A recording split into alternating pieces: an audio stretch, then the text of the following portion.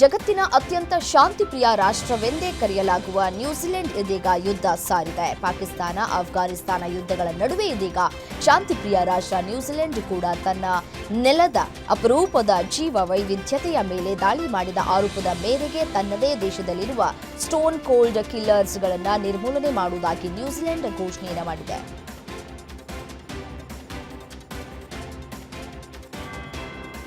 ಇಂಡೋನೇಷ್ಯಾದ ಸುಮಾತ್ರಾ ದ್ವೀಪದಲ್ಲಿ ಭಾರೀ ಭೂಕಂಪ ಸಂಭವಿಸಿದೆ. ಇದರ ತೀವ್ರತೆ ರೆಕ್ಟರ್ ಮಾಪಕದಲ್ಲಿ 6.3ರಷ್ಟು ದಾಖಲಾಗಿದೆ. ಪ್ರಬಲ ಕಂಪನದ ನಂತರ ಜನರು ಭಯಭೀತರಾಗಿ ತಮ್ಮ ಮನೆಗಳಿಂದ ಹೊರಬಂದಿದ್ದಾರೆ. ಆಸ್ತಿ ಮತ್ತು ಜೀವಹಾನಿಯ ವಿವರಗಳು ಇನ್ನೂ ತಿಳಿದು ಬಂದಿಲ್ಲ. ಈ ನಡುವೆ ಕರಾವಳಿಯನ್ನು ಅಪ್ಪಳಿಸಿರುವಂತಹ ಸೆನ್ಯಾರ್ ಚಂಡಮಾರುತದಿಂದಾಗಿ ಇಂಡೋನೇಷ್ಯಾದಲ್ಲಿ ಭಾರೀ ಮಳೆಯಾಗ್ತಾ ಇದೆ. ಪ್ರವಾಹ ಮತ್ತು ಭೂಕುಸಿತದಿಂದಾಗಿ ಕನಿಷ್ಠ 28 ಜನರು ಈಗಾಗಲೇ ಸಾವನ್ನಪ್ಪಿದ್ದಾರೆ.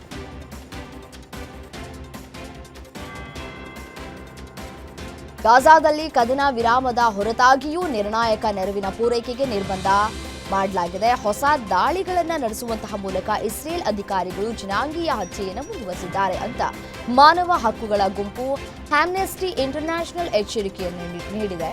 ನೋಡಿ, ಅಕ್ಟೋಬರ್ 10ರಂದು ಗಾಜಾದಲ್ಲಿ ಕದನ ವಿರಾಮ ಜಾರಿಗೆ ಬಂದಿದ್ದರಿಂದ ಈ ಒಂದು ಇಸ್ರೇಲ್ ನಿರಂತರವಾಗಿ ಕದನ ವಿರಾಮ ಉಲ್ಲಂಘಿಸಿದೆ.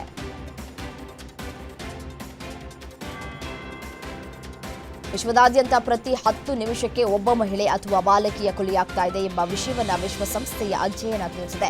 2024ರಲ್ಲಿ ಸುಮಾರು 50,000 ಮಹಿಳೆಯರು ಅಥವಾ ಹುಡುಗಿಯರು ತಮ್ಮ ಆತ್ಮೀಯರಿಂದ ಅಥವಾ ಕುಟುಂಬ ಸದಸ್ಯರಿಂದ ಕೊಲ್ಲಲ್ಪಟ್ಟಿದ್ದಾರೆ ಅಂತ ವಿಶ್ವಸಂಸ್ಥೆಯ ಮಾದಕ ದ್ರವ್ಯ ಮತ್ತು ಈ ಅಪರಾಧ ಕಚೇರಿ ತಿಳಿಸಿದೆ.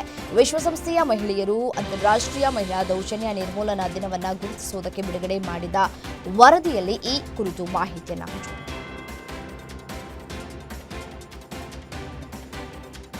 ಹಾಂಗ್ಕಾಂಗ್ನ ಬಹುಮಹಡಿ ಕಟ್ಟಡದಲ್ಲಿ ಸಂಭವಿಸಿದಂತಹ ಅಗ್ನಿ ದುರಂತದಲ್ಲಿ ಸಾವಿನ ಸಂಖ್ಯೆ 55ಕ್ಕೆ ಏರಿಕೆಯಾಗಿದೆ. ಭೀಕರ ಅವಘಡದಲ್ಲಿ 270ಕ್ಕೂ ಅಧಿಕ ಮಂದಿ ನಾಪತ್ತೆಯಾಗಿದ್ದಾರೆ.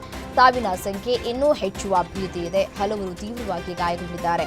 ಹಾಂಗ್ಕಾಂಗ್ನ ತೈ ಪೋ ಜಿಲ್ಲೆಯಲ್ಲಿ ಹಲವಾರು ಬಹುಮಹಡಿ ಅಪಾರ್ಟ್ಮೆಂಟ್ ಕಟ್ಟಡಗಳಲ್ಲಿ ಈ ಒಂದು ದುರ್ಘಟನೆ ಸಂಭವಿಸಿದೆ.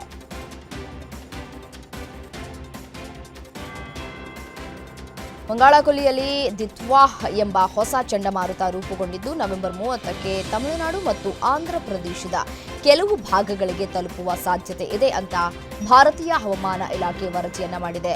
ಸೆನ್ಯಾರ್ ಚಂಡಮಾರುತ ದುರ್ಬಲಗೊಳ್ತಾ ಇದ್ದು ಇತ್ತ ನೈಋತ್ಯ ಬಂಗಾಳಕೊಲ್ಲಿ ಹಾಗೂ ಶ್ರೀಲಂಕಾ ಕರಾವಳಿಯಲ್ಲಿ ವಾಯುಭಾರ ಕುಸಿತಗೊಂಡಿದೆ. ಪರಿಣಾಮ ಮುಂದಿನ 12 ಗಂಟೆಗಳಲ್ಲಿ ದಿತ್ವಾಹ್ ಚಂಡಮಾರುತದಿಂದಾಗಿ ರೂಪುಗೊಳ್ಳಲಿದೆ ಅಂತ ಹೇಳಿ ತಮಿಳುನಾಡು, ಆಂಧ್ರಪ್ರದೇಶ, ಪುದುಚೇರಿ ಕರಾವಳಿಗೆ ಅಪ್ಪಳಿಸುವಂತಹ ಸಾಧ್ಯತೆ ದಟ್ಟವಾಗಿದೆ. ಇತ್ತೀಚೆಗಷ್ಟೇ ಕೊಲಂಬೋದಲ್ಲಿ ನಡೆದಂತಹ ಚುಚ್ಚಲ ಅಂಧರ ಟಿ20 ವಿಶ್ವಕಪ್ ಗೆದ್ದ ಭಾರತದ ಅಂಧ ಮಹಿಳೆಯರ ಕ್ರಿಕೆಟ್ ತಂಡ ಪ್ರಧಾನಿ ನರೇಂದ್ರ ಮೋದಿ ಅವರನ್ನ ಭೇಟಿಯಾಗಿದ್ದಾರೆ. ಆಟಗಾರ್ತಿಯರಿಗೆ ಪ್ರಧಾನಿ ಮೋದಿ ತಾವೇ ಸ್ವತಃ ಸಿಹಿ ತಿನ್ನಿಸಿ ಅವರ ಸಾಧನೆಯನ್ನ ಕೊಂಡಾಡಿದ್ರು. ತಂಡದ ಸದಸ್ಯರು ಮೋದಿ ಅವರಿಗೆ ಹಸ್ತಾಕ್ಷರವಿರುವಂತಹ ಬ್ಯಾಟ್ ಅನ್ನ ಉಡುಗೊರೆಯಾಗಿ ನೀಡಿದರು.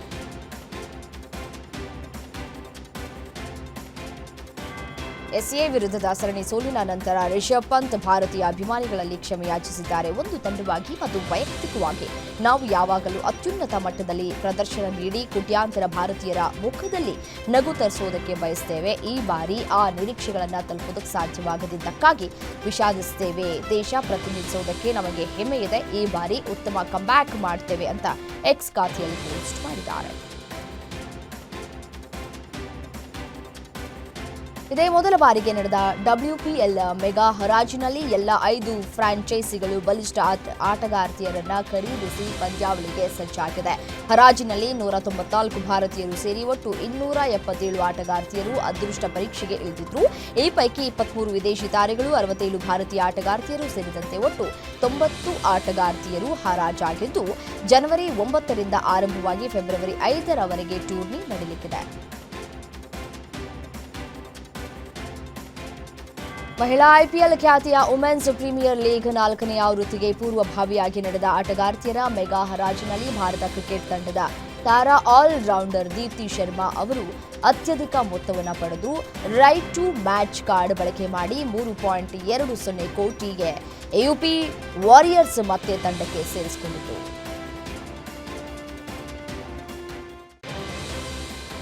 ದಕ್ಷಿಣ ಆಫ್ರಿಕಾ ವಿರುದ್ಧದ ಟೆಸ್ಟ್ ಸರಣಿಯ ಸೋಲಿನ ಬೆನ್ನಲ್ಲೇ ವಿಶ್ವ ಟೆಸ್ಟ್ ಚಾಂಪಿಯನ್ಶಿಪ್ ಅಂಕಪಟ್ಟಿ ಬಿಡುಗಡೆಯಾಗಿದ್ದು ಟೀಂ ಇಂಡಿಯಾ 5ನೇ ಸ್ಥಾನಕ್ಕೆ ಕುಸಿದಿದೆ. ಇನ್ನು ಪಾಕಿಸ್ತಾನ ತಂಡ 4ನೇ ಸ್ಥಾನಕ್ಕೆ ಏರಿದೆ. ಭಾರತದಲ್ಲಿ ದಾಖಲೆಯ ಗೆಲುವು ಸಾಧಿಸಿದ ದಕ್ಷಿಣ ಆಫ್ರಿಕಾ ತಂಡ 2ನೇ ಸ್ಥಾನದಲ್ಲಿದೆ.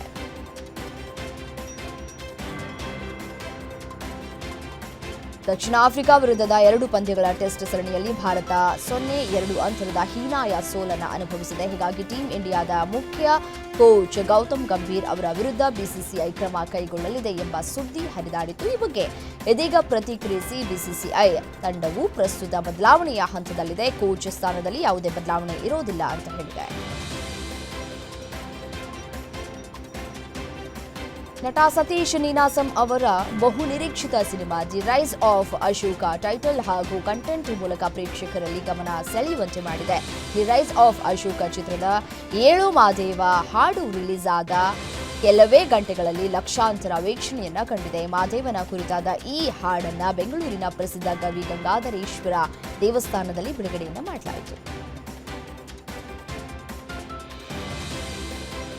ಆಪರೇಷನ್ ಲಂಡನ್ ಕೆಫೆ ಸಿನಿಮಾ ನಟ ಕವೀಶ್ ಶೆಟ್ಟಿ ಧಾರವಾಡದ ಓಝೋನ್ ಹೋಟೆಲ್ಗೆ ಬಂದಿದ್ದು ಅದ್ದೂರಿ ಸ್ವಾಗತ ಸಿಕ್ಕಿದೆ. ಇದೇ 28ರಂದು operation London cafe cinema release ಆಗಲಿದ್ದು ಮಿಲಿಟರಿ ಮತ್ತು ನಕ್ಸಲೇಟ್ ಬ್ಯಾಕ್ಗ್ರೌಂಡ್ ಇರೋ ಸಿನಿಮಾ ಸಾಕಷ್ಟು ನಿರೀಕ್ಷೆಯನ್ನು ಹುಟ್ಟುಹಾಕಿದೆ. ನಾಯಕಿಯಾಗಿ ಮೇಘಾ ಶೆಟ್ಟಿ ನಟಿಸಿದ್ರೆ ಈ ಸಂದರ್ಭದಲ್ಲಿ ಹಲವು ಖ್ಯಾತ ತುಳು ನಟರು ಕೂಡ ಜೊತೆಗೆ ಧಾರವಾಡದ ನಟರು ಸಿನಿಮಾದಲ್ಲಿ ಬಣ್ಣವನ್ನು ಹಚ್ಚಿರುವುದು ವಿಶೇಷ.